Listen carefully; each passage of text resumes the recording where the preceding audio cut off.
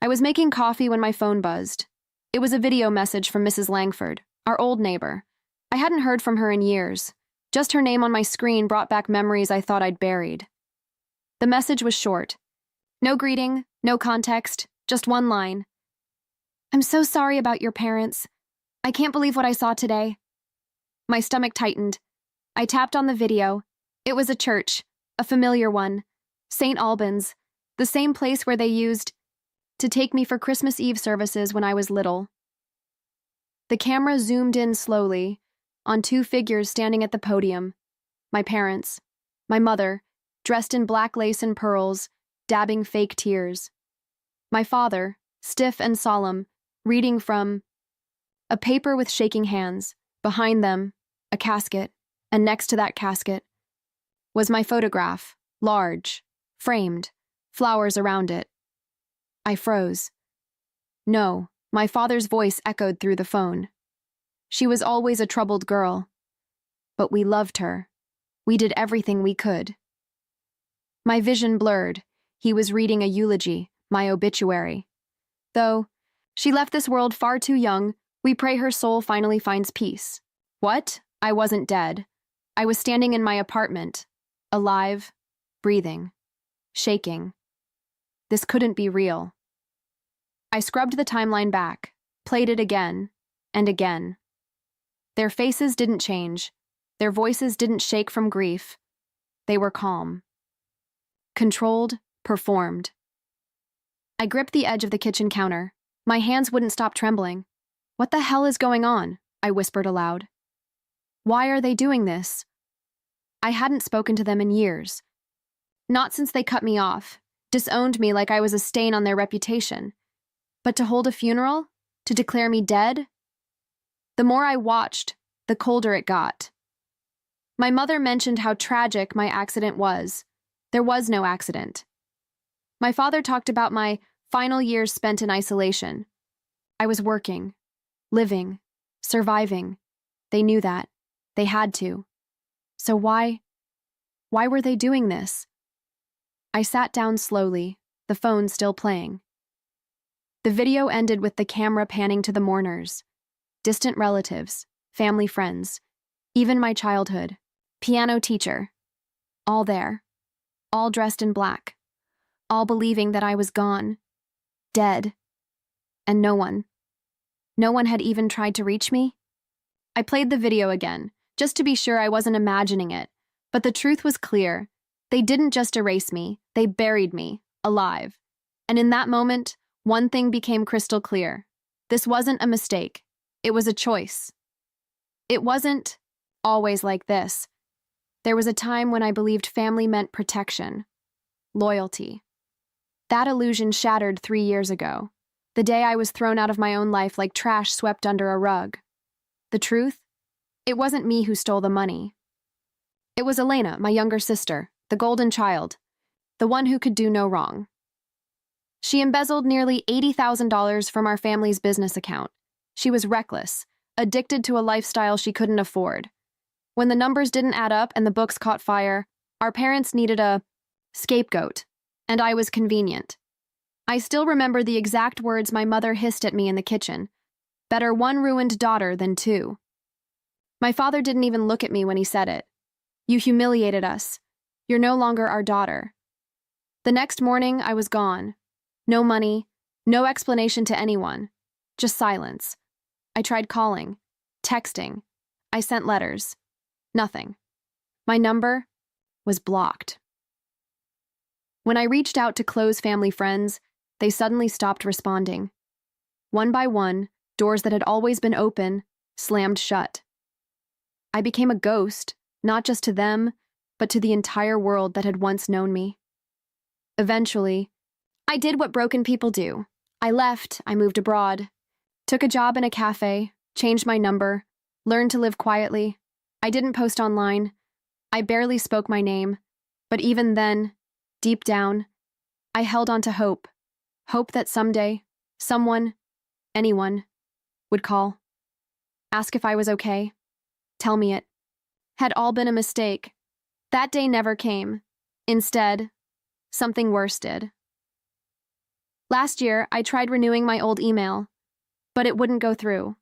When I contacted support, I was told the account had been deactivated due to a report of user decease. My name had been marked as dead in their system, officially, digitally, completely. They hadn't just disowned me, they erased me. I couldn't sleep that night. The video played on a loop in my mind. Their voices, their fake grief, my face next to a casket I'd never seen, my own funeral, without me. Something wasn't right, so I started digging. First, I called my aunt. Rachel, my mother's older sister. We hadn't spoken in years, but she always used to sneak me candy at family reunions. She answered on the second ring. Hello? Aunt Rachel, it's me. It's Maya. Silence. Then, click. She hung up. I called again. Blocked. Next, I tried my cousins. One sent me a thumbs-up emoji and never replied again. Another asked, is this some kind of sick joke? No one believed I was me, except one. My youngest cousin, Sam. The one who always looked up to me when we were kids. He texted back hesitant. Maya, are you really alive? Yes. I need to know the truth. What did they tell everyone? The typing bubble blinked for a long time. Then, they said, you died. In a car crash.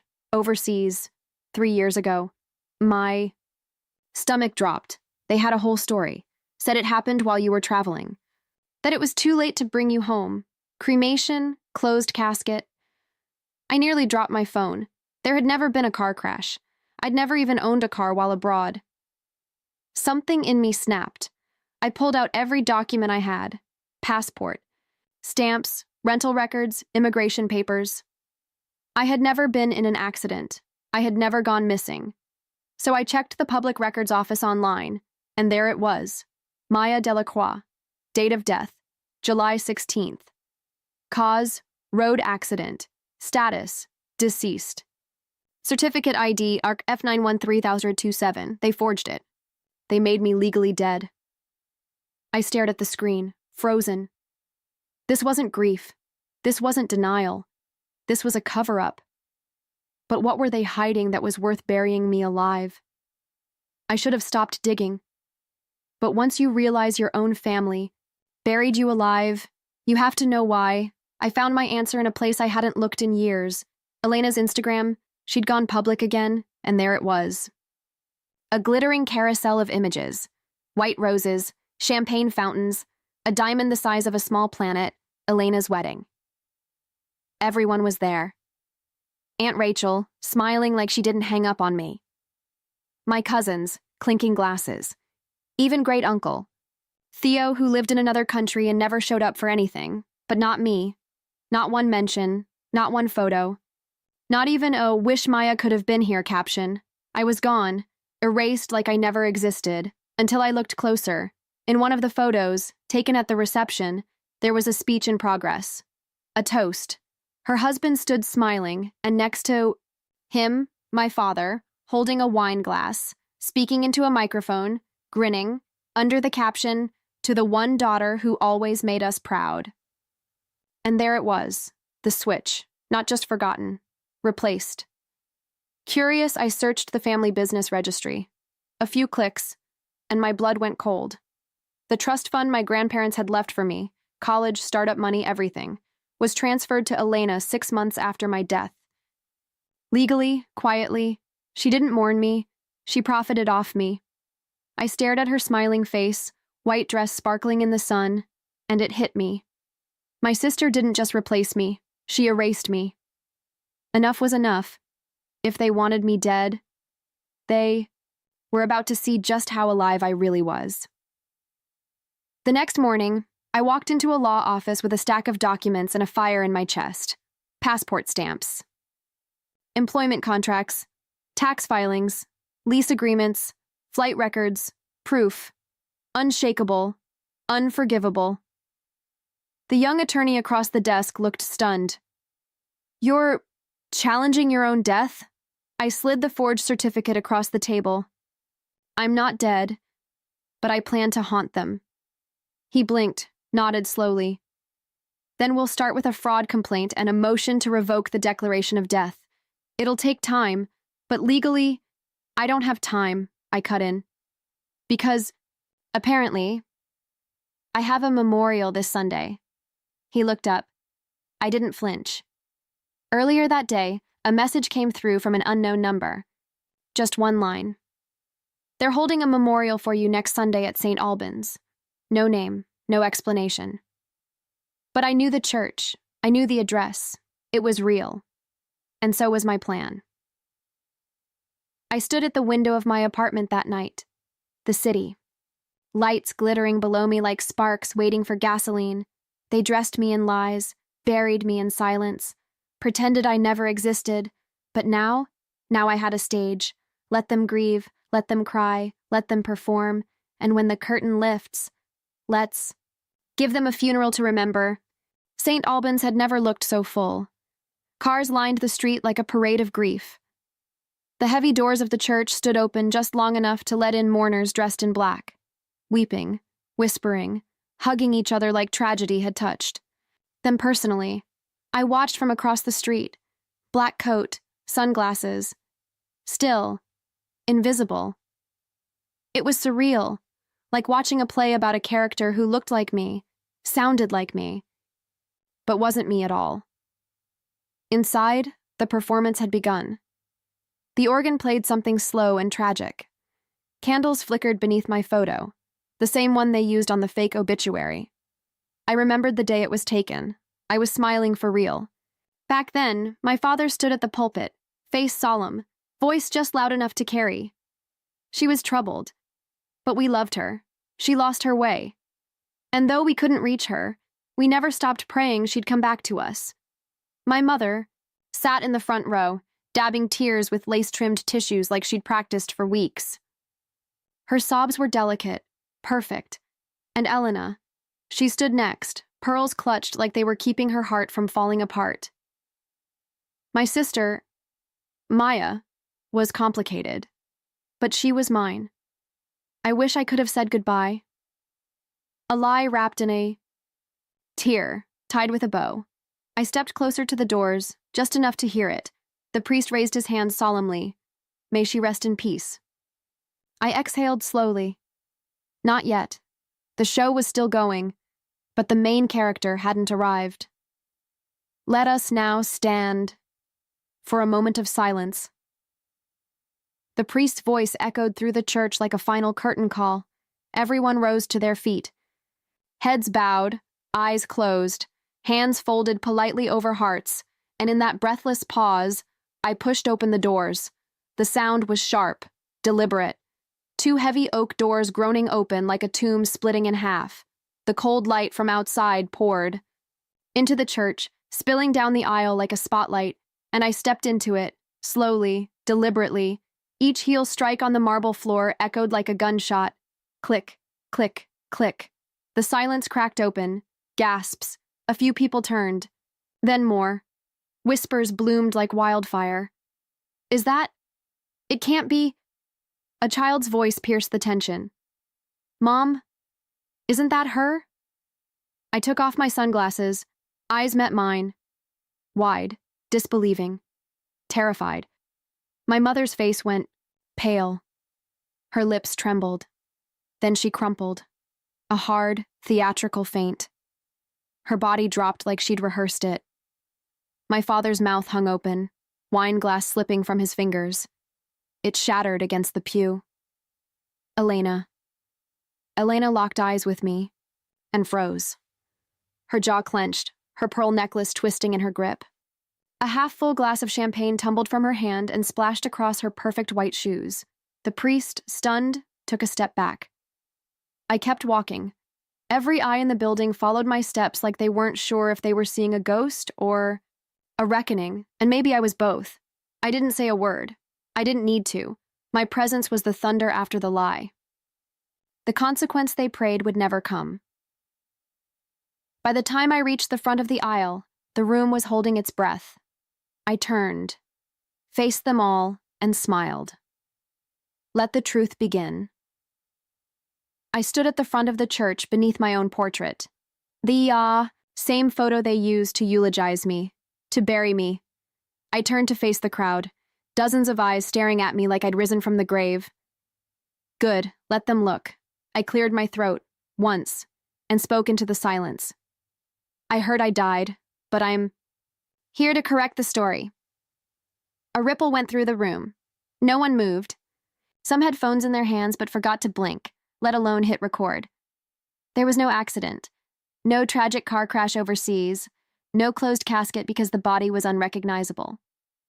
I pulled a folder from my coat, thick, stamped, sealed, with government marks and international dates. These are my passport stamps, my employment records, tax filings, apartment leases. I've been alive. I've been working. I've been surviving. The only thing I lost was them. I turned to my parents. They told the world I died, faked the documents, filed a certificate, and when I was legally gone, I turned my eyes to Elena, who stood frozen, fingers clenched around her pearls. They transferred everything to her. My trust fund, my inheritance, my life. Elena opened her mouth. Tried to speak. I didn't let her. Don't. Enjoy the house you bought with my money. A murmur rose like thunder. Behind me, someone whispered, "She's got proof." Another gasped. And then, a phone lifted. Red dot blinking. Someone was filming. Good. Let the world see this funeral for what it really was. Not a farewell. A cover-up. You didn't lose a daughter, I said, staring my father down. You threw her away. And now, you get to watch her walk back in. The lies were ashes, and I had just lit the match. I turned back one last time.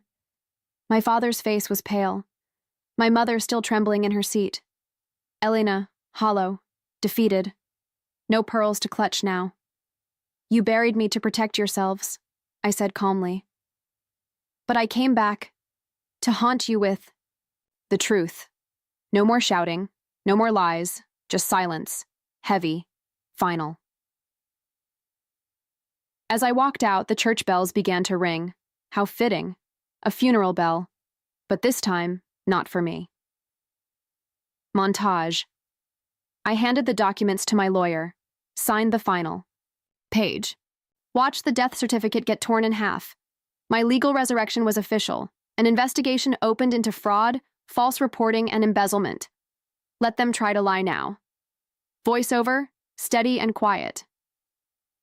Sometimes you have to die in their world to be reborn in your own.